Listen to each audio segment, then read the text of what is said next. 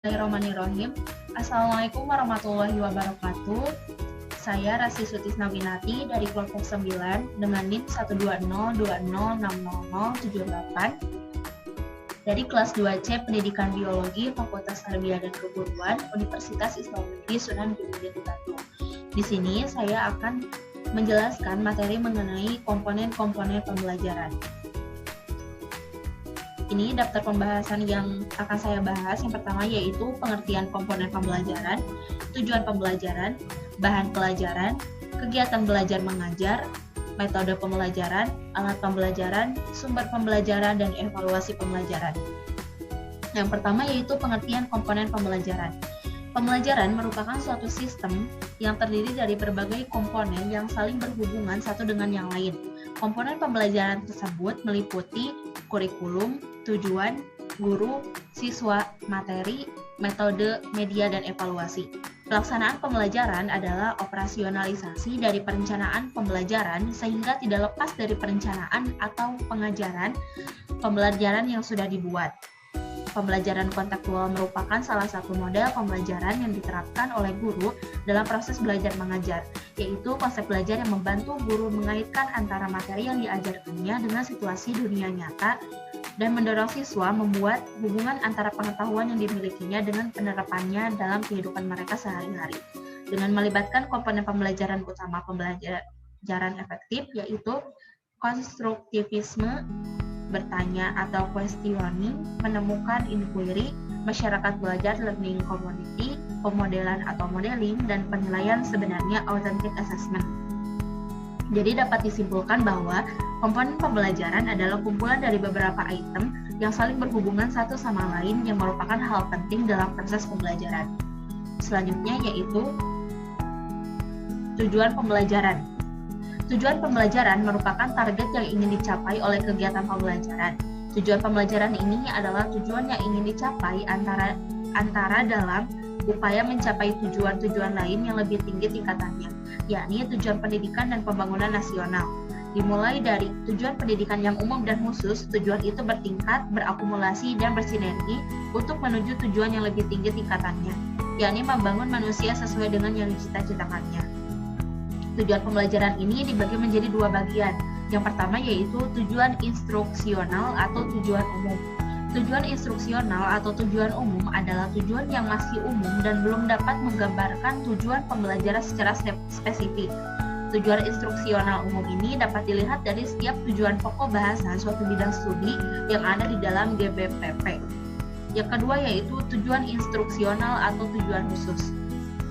Penjabaran dari tujuan instruksional umum, tujuan ini dirumuskan oleh guru dengan maksud tujuan instruksional umum lebih mudah dispesifikasikan dan lebih mudah diukur tingkat ketercapaiannya.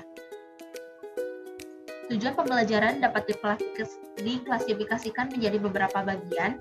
Yang pertama yaitu berdasarkan pendekatannya, yang kedua berdasarkan perilaku, yang ketiga berdasarkan sumbernya, dan berdasarkan pendekatannya tujuan pendidikan dibagi menjadi 5 bagian. Yang pertama yaitu tujuan jangka panjang atau long term edu.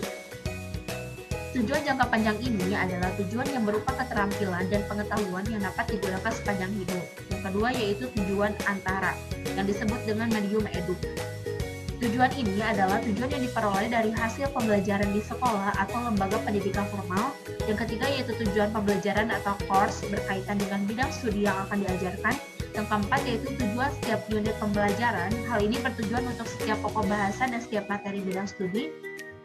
Dan yang terakhir yaitu tujuan latihan. Tujuan spesifik bertujuan untuk mengajarkan aspek latihan berupa keterampilan dan lebih cenderung bersifat praktek.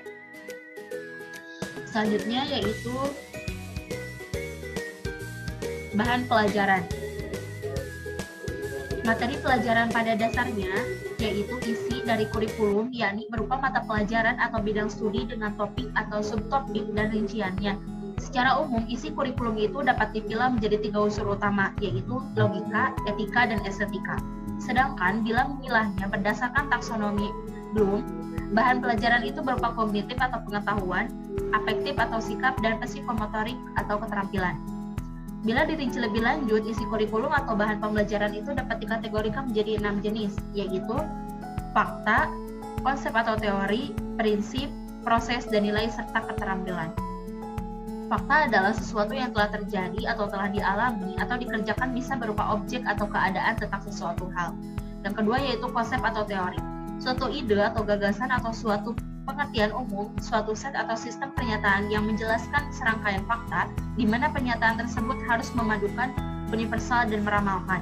Yang ketiga yaitu prinsip merupakan suatu aturan atau kaidah untuk melakukan sesuatu atau kebenaran dasar sebagai titik tolak untuk berpikir.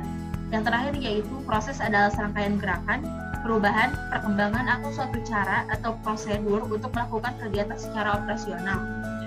Selanjutnya yaitu kegiatan belajar mengajar. Kegiatan pembelajaran yang baik pasti akan menghasilkan pendidikan yang baik. Maka kita harus memperhatikan beberapa faktor untuk memilih strategi yang tepat. Yang pertama yaitu faktor tujuan. Faktor tujuan merupakan faktor yang paling pokok, sebab semua faktor yang ada di dalam situasi pembelajaran termasuk strategi pembelajaran. Yang kedua yaitu faktor materi. Dilihat dari hakikatnya, ilmu atau materi pelajaran memiliki karakteristik yang berbeda. Yang ketiga yaitu faktor siswa. Siswa sebagai pihak yang berkepentingan di dalam proses belajar mengajar, sebab tujuannya harus dicapai semata-mata untuk mengubah perilaku siswa itu sendiri. Yang keempat yaitu faktor waktu. Faktor waktu dapat dibagi menjadi dua, yaitu yang menyangkut jumlah waktu dan kondisi waktu. Yang terakhir yaitu faktor guru. Guru adalah salah satu faktor penentu. Pertimbangan semua faktor di atas akan sangat bergantung kepada kreativitas guru. Selanjutnya yaitu metode pembelajaran. Metode pembelajaran menurut Omar Hamalik merupakan salah satu cara yang digunakan oleh guru dalam mengadakan hubungan dengan siswa pada saat berlangsungnya pembelajaran untuk mencapai tujuan yang ditetapkan. Menurut Sutopo, metode pembelajaran yang digunakan dalam kegiatan belajar mengajar sebagai berikut. Yang pertama yaitu metode ceramah. Metode ceramah yaitu metode di mana sebuah bentuk interaksi belajar mengajar yang dilakukan melalui penjelasan dan penuturan secara lisan oleh guru terhadap sekelompok peserta diklat. Selanjutnya yaitu yang kedua metode diskusi. Diskusi diartikan sebagai suatu proses penyampaian materi di mana guru bersama subjek didik mengadakan dialog bersama untuk mencari jalan pemecahan dan menyerap serta menganalisis satu atau sekelompok materi tertentu. Yang ketiga yaitu metode tugas. Metode tugas diartikan sebagai materi tambahan yang harus dipenuhi oleh subjek didik baik di dalam maupun di luar kelas. Yang keempat yaitu metode latihan inquiry.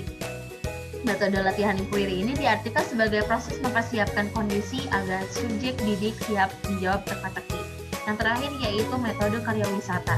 Metode karya wisata diartikan sebagai suatu strategi belajar mengajar di mana guru dan muridnya mengunjungi suatu tempat tertentu yang relevan untuk memperoleh sejumlah pengalaman empiris. Berdasarkan pendapat di atas dapat dikemukakan bahwa metode pembelajaran adalah strategi atau cara yang dilakukan oleh guru dalam melakukan hubungan atau interaksi dengan siswa untuk mencapai tujuan pembelajaran yang telah ditentukan. Selanjutnya yaitu alat pembelajaran atau media. Komponen pembelajaran yakni alat pembelajaran atau media. Media adalah alat perantara untuk menyampaikan pesan atau informasi. Seorang pengajar tidak akan terlepas dari yang namanya media pembelajaran. Seorang guru juga bisa disebut dengan media pembelajaran. Itulah mengapa media menjadi komponen pembelajaran. Kata media berasal dari bahasa Latin dan merupakan bentuk jamak dari medium yang secara harfiah berarti perantara atau pengantar. Jadi media adalah perantara atau pengantar pesan dari pengirim kepada penerima pesan. Media pembelajaran adalah perangkat lunak atau software atau perangkat keras hardware yang berfungsi sebagai alat belajar atau alat bantu belajar. Media pada hakikatnya merupakan salah satu komponen sistem pembelajaran. Sebagai komponen, media hendaknya merupakan bagian integral dan harus sesuai dengan proses pembelajaran secara menyeluruh. Ujung akhir dari pemilihan media adalah penggunaan media tersebut dalam kegiatan pembelajaran, sehingga memungkinkan siswa dapat berinteraksi dengan media yang kita pilih. Selanjutnya yaitu sumber belajar. Yang pertama yaitu pengertian sumber belajar.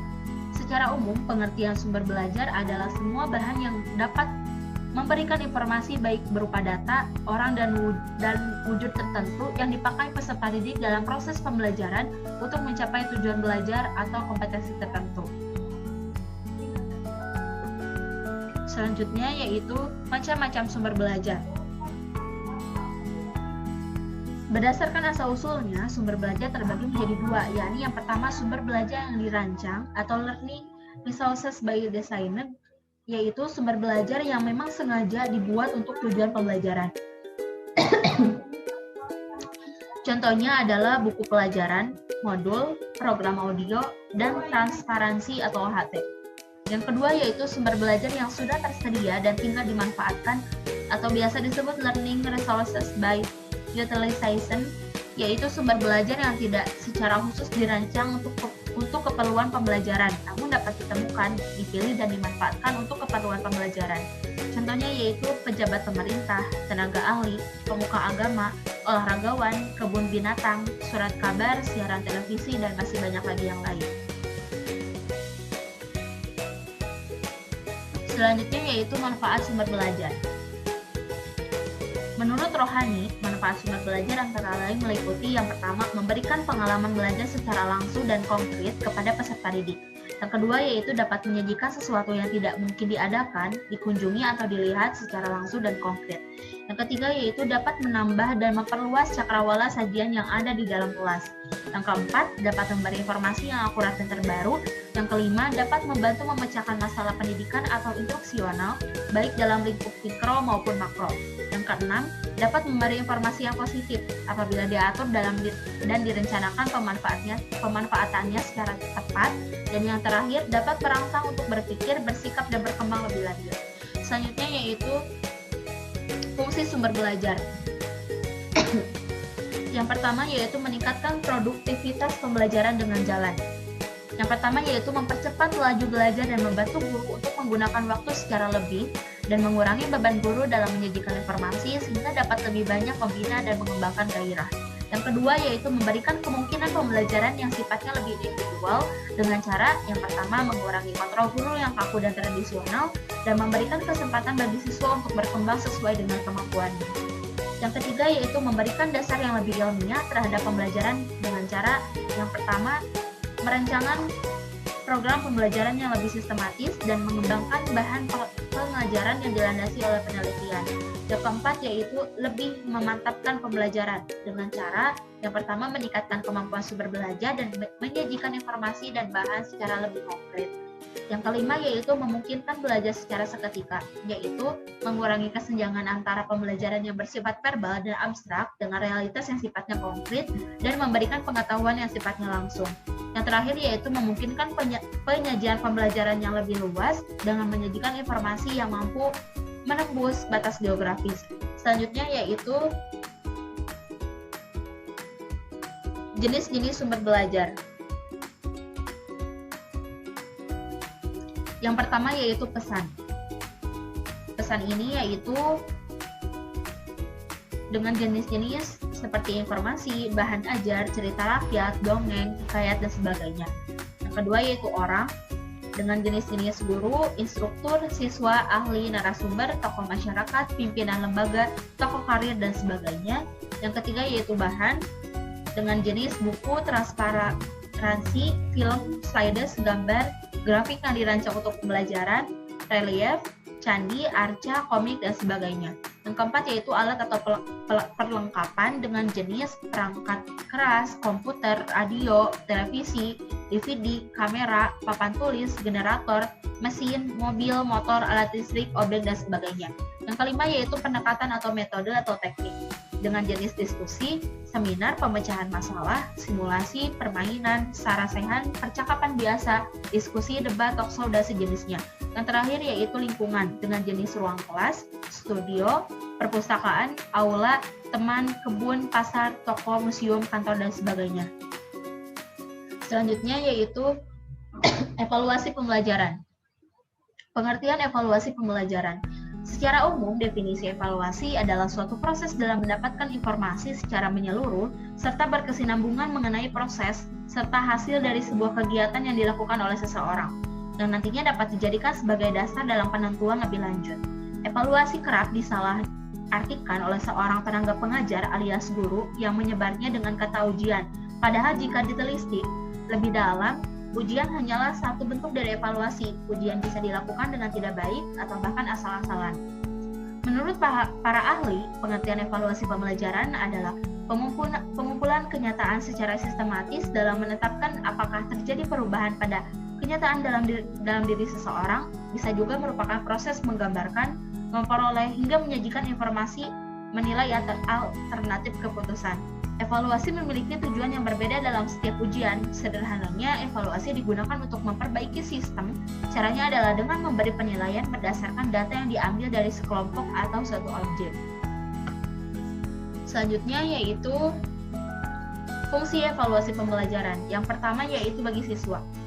Bagi siswa, fungsinya yaitu adalah mengetahui tingkat kemajuan belajar seorang siswa, membantu memberikan dorongan belajar atau motivasi belajar, dan memberikan pengalaman dalam belajar bagi siswa tersebut.